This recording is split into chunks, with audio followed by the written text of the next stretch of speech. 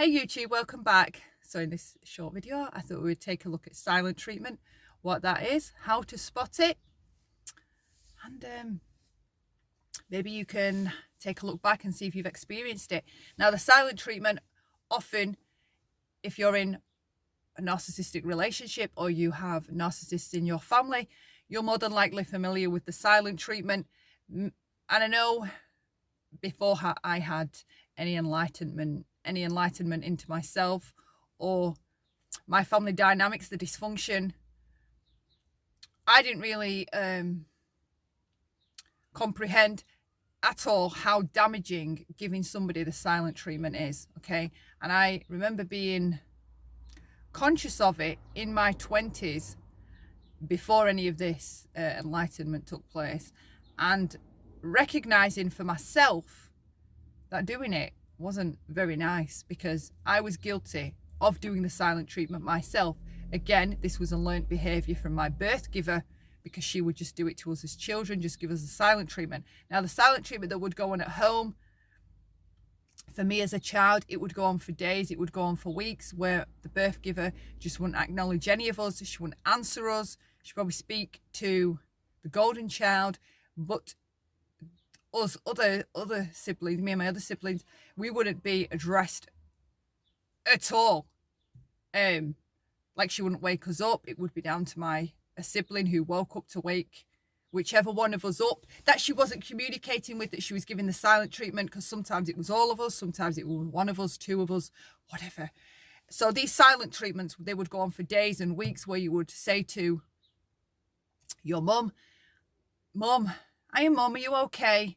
And you would just get a glare, or you would just get ignored. Like, it would be like you hadn't even spoken. Like, it would get that bad that you would begin to doubt your own existence as a small child. It's very damaging. It's very toxic. I learned that behavior from her because as children, you're soaking in. We're like sponges. You're soaking in everything that's around you. She was my, your parents like demigods when you're young. I mean, you want to emulate your parents. And as much as you want to emulate them, you also pick up things of them that you're not even conscious of. And I picked up the silent treatment, doing that, just being silent with people when I was annoyed with them, rather than being healthy and articulating and communicating what I was upset about, what I was angry about, what I was frustrated about, and talking it out. I used her toxic technique of just to blank people. And if you're on the receiving end of the silent treatment, like, I know how hellish it felt to me as a child to be absolutely denied and rejected over and over again by your birth giver, just consistently. Anytime you go up to them, to mum, hi mum, oh mum, I've hurt my leg, or this, or mum, the dog's done this, or I've hurt my arm, whatever, my sister's doing this to me, and you would just be, it's like you didn't exist. It's like it would be like she didn't even hear you. Very toxic, very abusive. So I'm going to read a brief outline of silent treatment. I'll click on the article. And the article is from medicalnewstoday.com. Right, so the silent treatment is a refusal to communicate verbally with another person. People who use the silent treatment may even refuse to acknowledge the presence of the other person. People use the silent treatment in many types of ways, including romantic relationships. It can sometimes be a form of emotional abuse. This is the case where one person uses it to control and manipulate another, because often the silent treatment from a narcissist perspective, either familial or in a relationship, it's to punish. That is what it's for. They withdraw from you and let you know that they're withdrawing from you. I mean, if you're married and you share a bed, they will take great delight and make a great big fuss about being on their side of the bed, and nothing can be touching. Nothing. Your feet, a leg, nothing. That's how deep the silent treatment goes. They block you and blank you and treat you as though you don't exist through every facet of your life with that individual, whether it be a child to parent or partner to partner. So it just goes on to say, this article will discuss the silent treatment, why people use it, and how individuals can respond to it. It also looks at how the silent treatment relates to abuse. So why do people use the silent treatment? Avoidance. In some cases, people stay silent in a conversation because they do not know what to say and want to avoid conflict. Communication.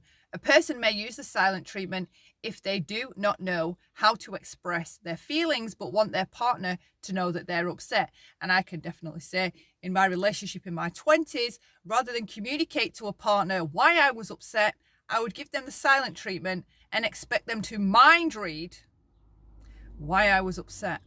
Like, can you not see how toxic that is? And it is abusive. Expecting somebody to mind read, and because they don't mind read or understand what it is that you're upset at, they get punished. It's abusive, period. Punishment. Oh, it says here, punishment. If a person uses silence to punish someone or to exert control or power over them, this is a form of emotional abuse. How it affects relationships. In most cases, using the silent treatment is not a productive way to deal with a disagreement.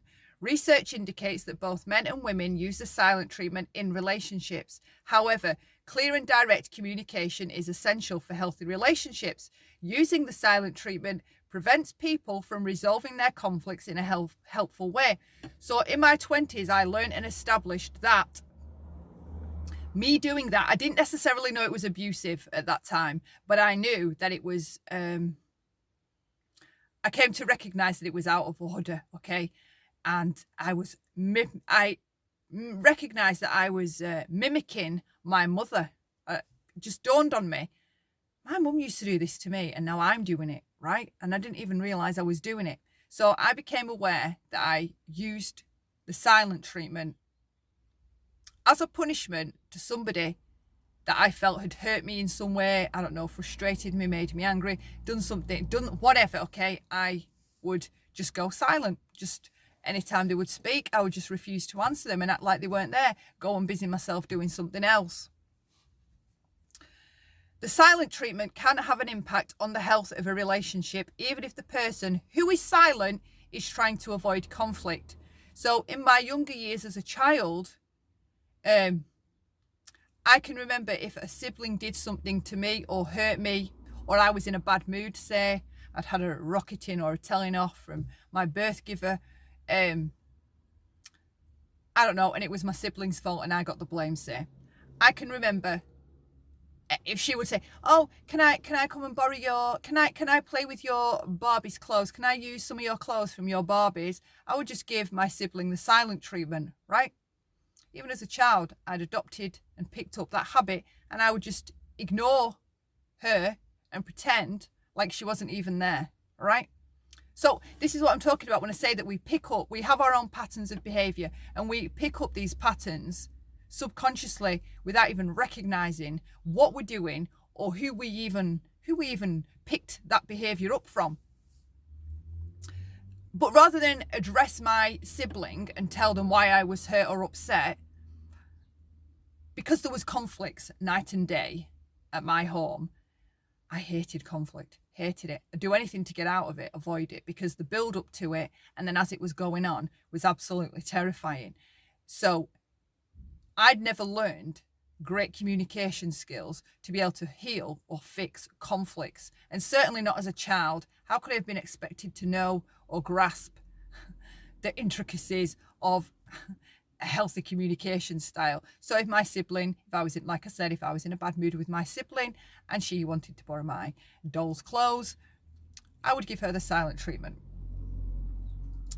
And that was to avoid the conflict, rather than just address her and tell her, do you know what? No, really annoyed with you, and no, you're not using my stuff because of what you did before. I don't want you touching it, I don't want you using it, I don't want to talk to you, leave me alone. Rather than explaining to her how I felt, silent treatment. So you can see the difference between a healthy response, because at least with you telling someone, do you know what? No, I'm annoyed. I don't want you using any of my things. I need to calm down. Ask me again later. That would be a healthier response rather than giving somebody the silent treatment. Is the silent treatment abuse? A person may be using silence in an abusive way if they intend to hurt another person with their silence. The silence lasts for extended periods of time. The silence only ends when they decide it does. They talk to other people, but not to their partner, which is what my parent would do, okay? She would make a point to speak to other people, either in front of me or in front of all of me and my siblings. And she'd be so nice and charming to other people, right? But we'd ask her something, or we'd say something, I don't know, you look nice today, mummy, and you would just get frozen out. You'd get the glare and you would just get frozen out. Again, a person may be using silence in an abusive way if they seek alliances from others. As I said, they talk to other people but not to the partner. They use silence to blame their partner and make them feel guilty. Because my mum would use it, my birth giver would use it again to guilt trip us. She would sometimes it would be her way of letting us know that we messed up, we did something wrong and she wasn't happy. So the silent treatment would be our punishment. Or they use silence to manipulate or improve their partner, or to pressure them to change their behaviour. All of that, and there are a few others, are examples of when using silence is absolutely abusive. And then it goes on to talk about other types of emotional abuse, which I'm not going to touch on because I'm going to do individual videos. How can you respond to someone giving you the silent treatment? Well, that depends on whether you're the partner or the individual is being abusive. If the silent treatment does not appear to be a part of a larger pattern of abuse, a person can try the following approaches. Name the situation. Acknowledge that someone is using the silent treatment. So, for example, you could say, I've noticed that you're not responding to me. Have I done something? Can I do something to get you to talk to me? What's wrong? Okay. Or you can use I statements. For example, a person can let the other person know how they feel by using I statements. The person on the receiving end of the silent treatment may say, I'm feeling hurt and frustrated that you aren't speaking to me. I would like to find a way to resolve this. This type of statement focuses on the feelings and beliefs of the speaker rather than any characteristics they attribute to the other person. Or you can try this. Acknowledge the other person's feelings. So ask the other person to share their feelings. This lets them know that their feelings are important and valid, and it paves the way for an open conversation. So, for example, when I was in an abusive relationship and I was hurt or upset or in a state because of the abuse, I would go silent, okay? I'd disassociate, totally disassociate. So it would have been, if it wasn't an abusive relationship, an appropriate response from a partner or a friend would have been to say to me, I can see that you're not okay. I don't like seeing you this way. Please talk to me. Explain to me or help me understand why you're acting as you are. I can tell that you're hurt. That would be a healthy response. You're never going to hear that in an abusive relationship. Instead, what they do is, or what happened in mine, they know that you've shut down and that you are beyond any kind of hysteria or reactive state. You're past all of that. It's that point where you are emotionally numb. You don't even want to exist anymore. You've lost any kind of feeling for anything. You are numb, totally emotionally numb. The abusive partner will go about his business or their business, he or she's business, acting completely right as rain, making a cup of coffee, pleasantly getting dressed for work, texting people, talking to people on the phone in front of you, being jolly and all wonderful, love and light. But with you, they will make a point, because remember, the narcissist is about withholding, right? They will make a point to not ask you what's wrong, to not ask what's up, to not ask you if you're okay. And there's the difference, okay? A healthy person would be interested in why you are acting this way and want to talk to you about it, okay? They'd want to hear how you feel. An abuser doesn't want to hear how you feel. A healthy way for somebody who is dishing out the silent treatment, or a person that has shut down, they don't feel like they can communicate any longer. So say for me, for example, sometimes a person may give the silent treatment because they are too angry, hurt or overwhelmed to speak. And I can remember in my young teenage years, I don't know, from 15 to 21, that became my way to handle my anger. So rather than let it all out and then regret it later, I learned to hold it all in and just shut down to keep a lid on it, right?